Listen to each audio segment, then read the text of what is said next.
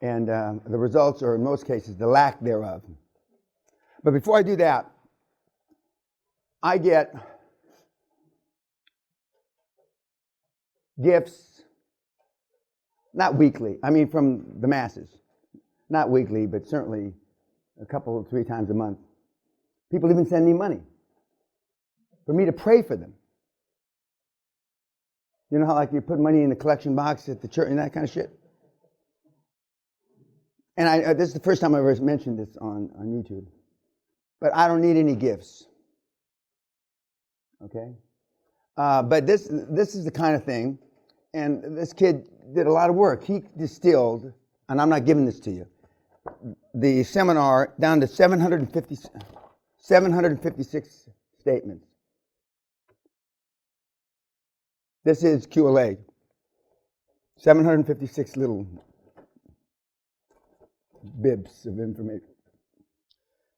And he apparently, it's his methodology, how he's memorized them to. Now I said you only need to know 25 or 30.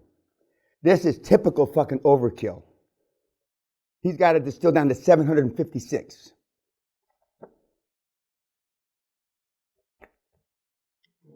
Better you have 20 than 756. Now, most of you in this room can't memorize 756 things because you're not bright enough. Your brains aren't big enough. Your synapses have all frozen over with fucking caca and shit. I mean, so you don't. But this is a great example of what, but it worked for the kid, okay? So we got 2 million kids out there. One kid did it this way. And he's a Dutchman. He's a Dutchman, which kind of, no comment. I mean, but it kind of says it all. He's a Dutchman. And, I appreciate, all the stuff that people send me and give me and all this. But it was a comment I made yesterday, and I'm not sure if we were on YouTube when I said it. I've been more or less an asshole all my life. And our daughter says, Daddy treats everybody the same like shit. Yet I get gifts and money and prayers daily. And you've been, forget the spineless twat part, you've been a goody two-shoes. A couple of you have done some stuff that you think is horrid, but I look at it as a drop in the fucking bucket compared to the shit I did. But anyway, and yet you've been goody two-shoes, and most of your parents have been goody two-shoes. Now we've got some people in the room, their parents beat them, which I'm a proponent of that. But some people in the room, their mothers got beat up by their dads. I'm not a proponent of that, okay? We haven't had anybody in this group where the mom beat up the dad, but we've had that too, okay? Now, let's just stop and talk about role models now. Now, you grew up watching your mom beat your dad up. Now, your dad's supposed to be the man, or whatever you call him, right?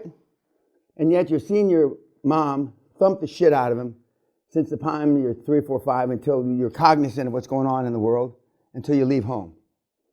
Now, what kind of indelible, the operative word there is indelible, fact pattern does that do to the kid until he's an adult? I remember we had a superstar years ago that wanted me to meet her parents. And we drove across, I happen to be in Florida, we drove across Alligator Alley, which is a freeway on the bottom tip of Florida, all the way out from the East Coast to the West Coast. And we stopped in, and as we drove up to their house, they lived in a golfing community. The parents were rolling around on the lawn fighting, the mom and dad. And the mom was on top of the dad, beating him like a fucking rented mule.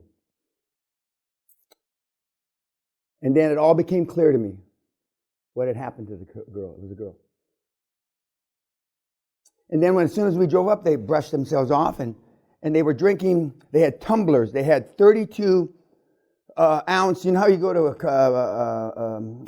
Starbucks or something, you get a 32 ounce big drink, or you go to a KFC, you get a 32 ounce. They had 32 ounce tumblers that were full of ice, and they pour a bottle of vodka. So they deluded themselves that, well, at least the ice, all the 32 ounces of ice was diluting down the the quart of vodka they put in there, or half a quart, whatever it was. And so it was the quickest dinner I've ever had. We were there and gone in 45 minutes. And the girls cried from that house to Tampa. And those are the days I used to drive still. I drove to Tampa and I had to get on a plane. But when you have no role models, other than bad role models, 99 times out of 100, what comes out is something less than you want to brag about. Now, once in a while, we had a Chinese kid back in the 90s who had a really shitty life, and he fought against the grain, and he did this, he did that, he worked his way through MIT graduate school, and he became blah, blah. But one, for the most part, because we're susceptible to that information and that input and those fact patterns, we don't get out of the crab pot. We don't get out of the crab. We can't make it out. And fortunately or unfortunately, depending on how you want to look at it, they end up here. They end up here. And but you don't have to be. Who'd you see last night? Oh, love doesn't. What? Love means zero. When I'm telling you, the greatest tennis coach of all time, I think he had 185, 187 champions, doesn't even know how to play tennis. That's the operative part. Never won a fucking tournament. The joke is, never won a set, for those of you that play tennis. And yet you're going to spread fuck the shit out of what you're going to do. When I tell you you don't have to know anything, I am not exaggerating. What are the takeaways about Nick? Well, I talked to Nick a couple times because I wanted to meet him in New York City for the U.S. Open, Tennis Open last year. And it didn't work out. He's a cantankerous old fuck, too. As are almost all the super high performance people, they're curmudgeons. He wasn't interested in my idea, my opinion, or fuck anything I had to say. Didn't give a shit. 50 who? What are you, 50 who? So what are some of the takeaways about the movie? Yes, sir. Well, he didn't listen to the critics. And you do. Remember, in the book, Spock book, constructive criticism is not constructive. And that's why you got to raise your kids. Well, it's too late for most of you because your kids are too old. Never saying no and never criticizing. Because a kid doesn't know the difference between constructive criticism and just fucking criticism. All criticism is bad. What else about Nick? I want to be a winner and with winners. So. Just the opposite of the personal development industry. What else? I had to jot down a quote. I just thought it was fantastic. And he goes, hey, you got to know Nick, baby. Yeah. Yeah, well, I mean, he when he sold out to IMG, I think it was, or the big management company, maybe 15, 18 years ago. But he still does promotions, and he's in, I guess, middle, late 80s now. And the way he broke up with Agassi, okay, that's very, not necessarily telling, but that's the fact pattern of most of the guys. They use their successes, their mentees, and I'm not much different, as a stepping stone to their greatness. And they don't give a fuck about you as an individual. How many times have I told you, and how many times have you heard me say on YouTube, I don't give a fuck if you die tonight. Just don't die on my property. They don't care. Only you care. And how has your program worked out for you? Not worth a shit.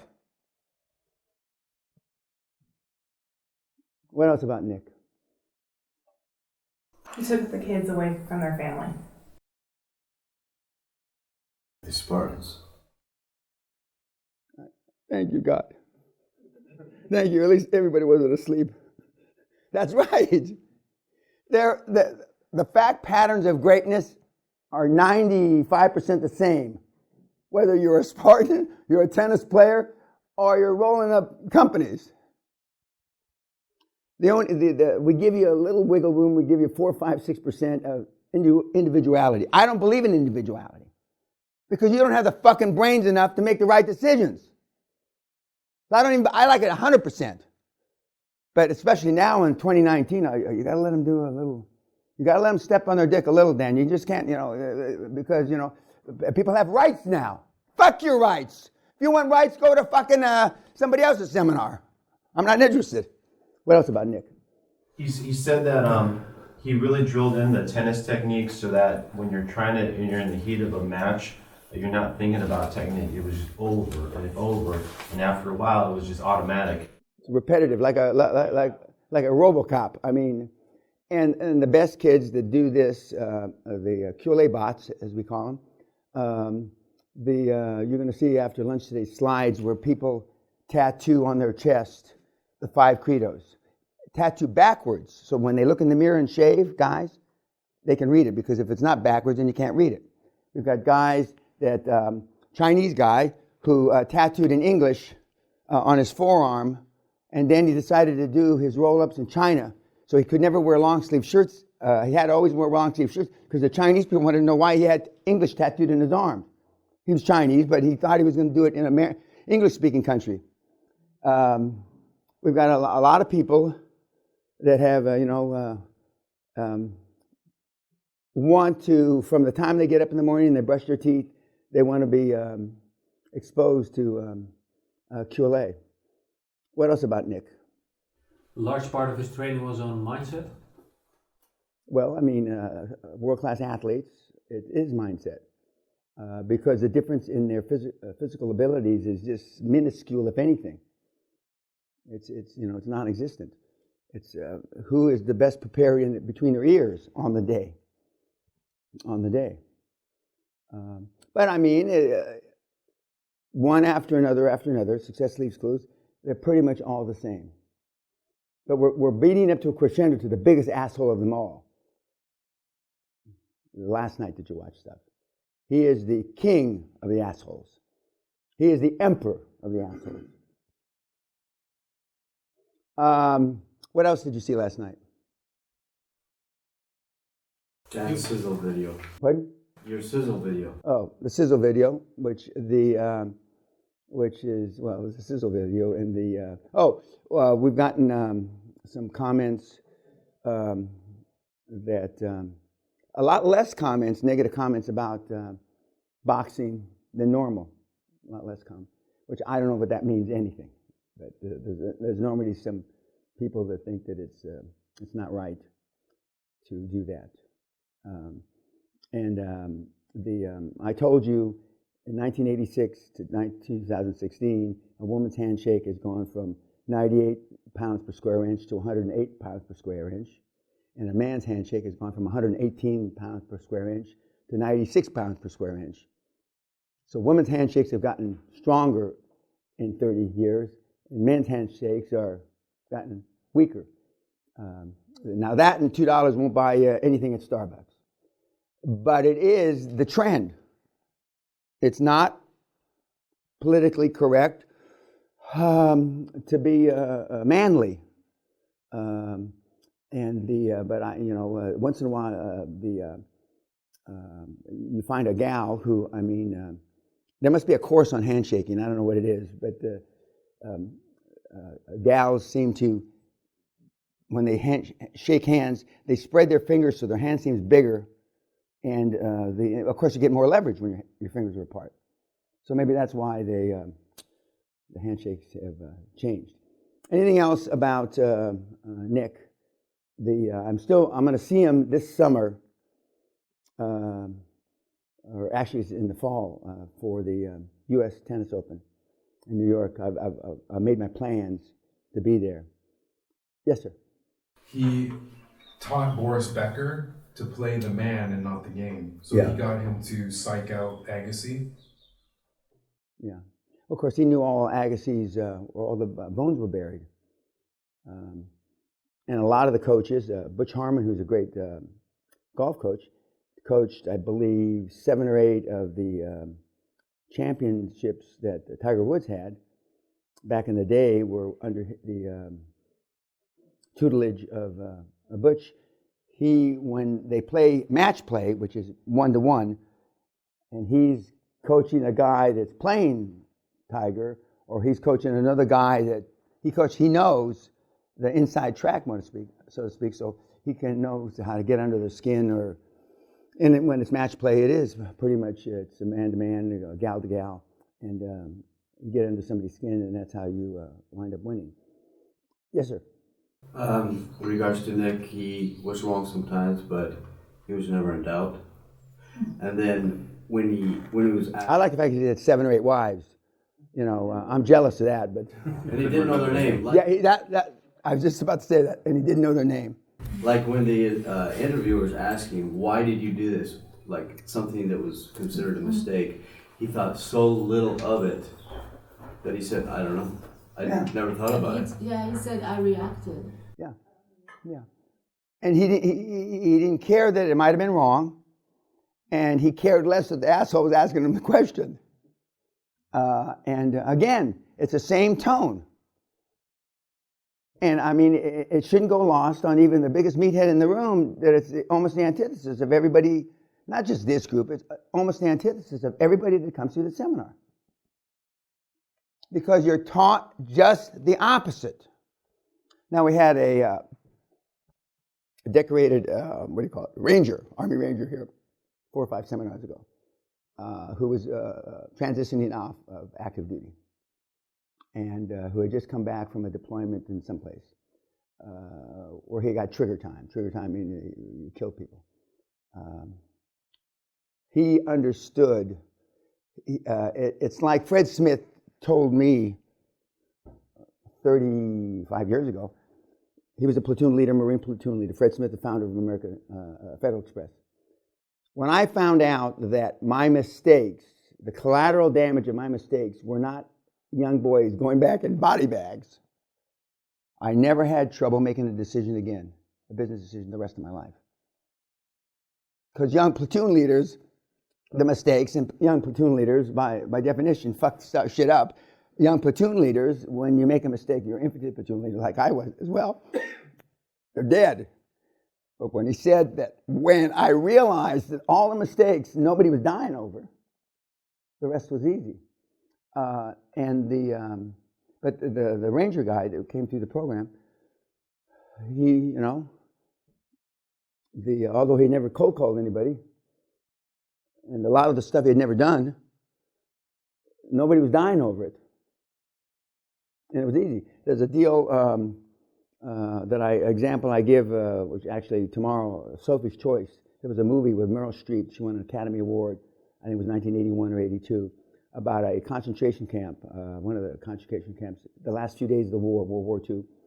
And she was sleeping with a commandant of the concentration camp, allegedly to get more blankets and food for her 2 children that were in the concentration camp. That's the storyline anyway.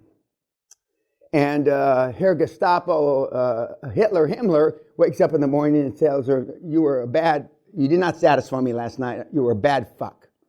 So you must pay the price of bad sex. Keep it going. So she says, you will pick either your son or your daughter to go to the gas chambers. And that's what the movie was all about. Okay, so now you're going to pick your 7-year-old daughter or your 9-year-old son to go to the gas chamber. Now that's a dilemma. Which one do you pick? So the movie was all about that. And then, 5 hours after she picks the one, they're liberated by the Americans. So if she had just, sucked them off or done something right there, kept them busy for a few hours, the Americans come in, with their flags and their tanks, and they liberate everybody, and everybody's saved. Except one of her 2 kids is dead now.